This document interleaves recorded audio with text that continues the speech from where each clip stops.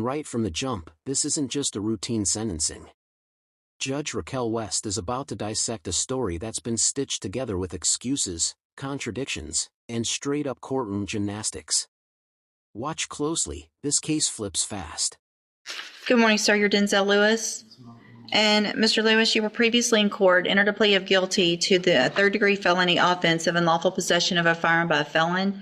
The agreement was for a cap of 6 years in prison. I've received the pre-sentence report. Has everyone had an opportunity to review that report? Yes, Your Honor. Are there any additions or corrections?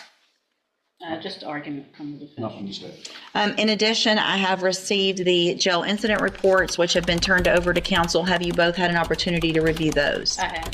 Quick legal note. A cap of 6 years means the judge cannot exceed that punishment even if the evidence during sentencing paints the defendant in the worst possible light. It's a protection for the defendant, but it doesn't stop the judge from bringing the heat. Also, I have received this morning and now reviewed, it looks like 4 letters of support that Ms. Holmes brought today. Mr. Smith, have you had an opportunity to review those as well? All right, then Ms. Holmes, you may proceed. Thank you, Your Honor. And looking at the PSI report, Mr. Lewis does have obviously previous criminal history spanning from juvenile and to adulthood. The priors that he has, it appears, with burglary of a habitation. It looks like 3 cases, but they ran concurrently, in which he was placed on probation and had a revocation, in which he was sentenced to 8 years in TDC. He has since been discharged from that, Your Honor, and after being released, there was this traffic stop, which resulted in a firearm being found in the vehicle in which Mr. Lewis was driving. Obviously, in reading his response to the PSI officer, I would allow him to elaborate more on that. Obviously, he did plead guilty to the offense, taking responsibility, and we are seeking probation in this case, Your Honor. We believe that at this point in Mr. Lewis's life, he understands, obviously, being incarcerated before, that it's not somewhere that he wants to go back and spend potentially 6 additional years of his life. He would like this opportunity on probation to have that opportunity to spend and get back on track with employment, to take care of his family and provide for his family. And reading those support letters, Your Honor, he does have support here from family and friends in the community that are willing to step up and help him to make sure that he is a productive citizen and he gets back on track. He understands that there's just certain things with being a convicted felon that he cannot do. And I think at this point he understands that, Your Honor, and we are asking that the court give him the opportunity to be placed on probation and to finish his term while on probation. Well, I guess before we go any further, I want to make sure I understand, because Mr. Lewis, your version of this is that it wasn't your gun, it was in your girlfriend's purse, and you didn't even know her purse was in the car, much less the gun was in the purse in the car. So either you are guilty or you're not guilty of the offense. And so here's where things get interesting. The defense is pushing hard for probation, but pay attention to Judge West's tone. She's already questioning Lewis's version of events. Think she's buying it? Let me know what your gut says. If you knew about it, then you're guilty. If you didn't, then a jury needs to decide. I'm pleading guilty because I was driving the car, and by me driving and then finding the gun, But the law, that's not what the law is. Okay? So you don't get to just take a deal or plead guilty because that's what you want to do. When you were here before, you stood in front of that clerk, you put your hand up, swore that you were going to tell the truth, and I said, are you pleading guilty freely and voluntarily, or are you pleading guilty because you did what they charged you with? I was, and I still am. Okay. All right, Mr. Smith?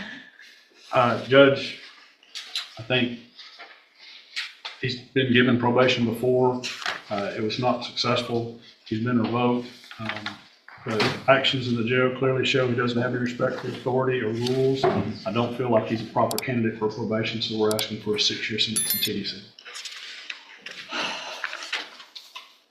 So, Mr. Lewis, one thing I noticed in several of these letters that friends and family members said, I think 3 of them actually used the word respectful, that you're a respectful young man.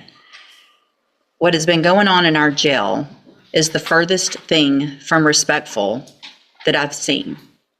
The number of times, and the fact that I have to say this out loud, the number of times that you choose to masturbate in front of. And here comes the turning point. When a judge starts quoting jail incident reports word for word, you know the courtroom mood is about to shift from hopeful to catastrophic. Buckle up, this section gets wild. Of the officers on purpose is ridiculous. Can I speak on the, Sure.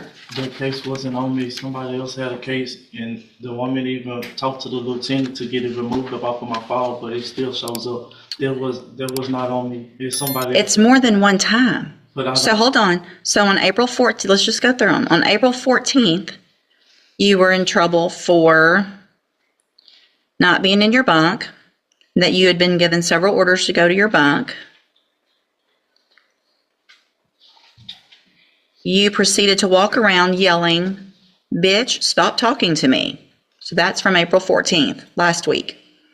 Then on April 7th, it alleges that you had your hands in your pants, moving in and back and forth, that you were told to take your hands out of your pants, and that you had been told before, or this officer had been briefed on the fact that you were known for doing this. Your response, according to this, is that that person should have asked the officers how big your penis, anyway. Since they want to be talking about you, they should have told them about that too.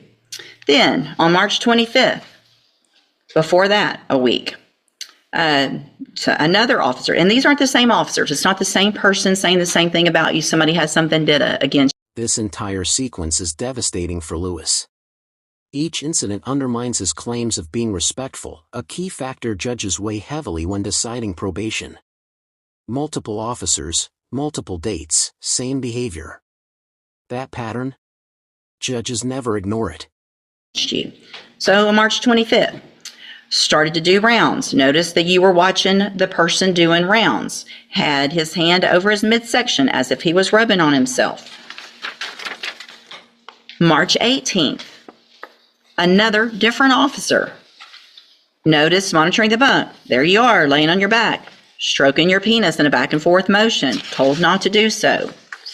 January 24th, 2025, you're in trouble for walking around.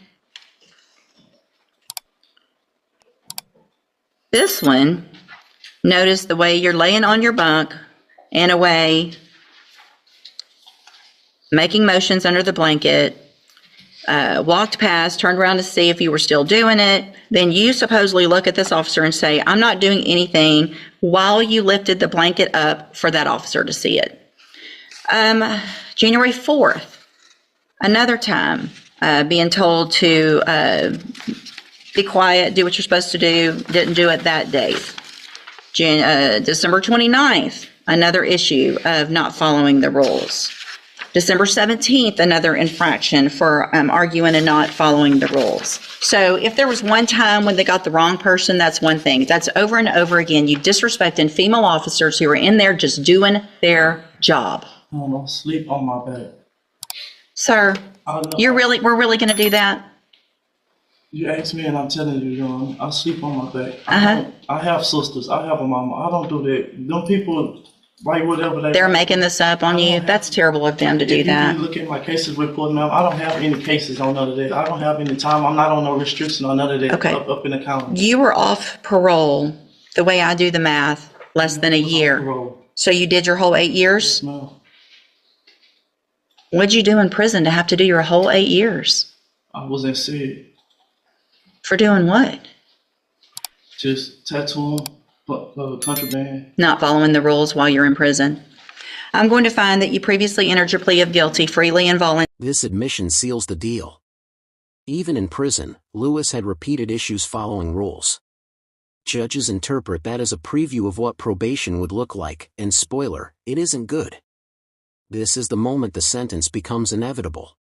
voluntarily, find sufficient evidence to find you guilty, and at this time find you guilty of unlawful possession of a firearm by a felon, sentence you to a term of 6 years in the institutional division of the Texas Department of Corrections. You will receive credit on that sentence for any time that you've been in custody that the law gives you the right to receive. I'm handing you the trial court certification that shows this was an agreement that I followed, and so you've waived your right to appeal, and you're lucky that this was the agreement. Mr. Smith was generous. The fact is, you could have been enhanced to a second-degree felony because of your history, and you're lucky you weren't. I have also handed you a written admonishment regarding your ineligibility to possess a firearm or ammunition. Obviously, you know this, but I'm required to read this to you. Because of the judgment entered against you, you're ineligible under Texas law to possess a firearm or ammunition. Possession of a firearm or ammunition could lead to charges against you. Firearm is a legal term, and you should read the written admonishment I provide you to see what devices qualify as a firearm. If you have questions about the laws that make you ineligible to possess a firearm or ammunition, or about how long it lasts, you can talk to Ms. Holmes. You can go with the bailiff.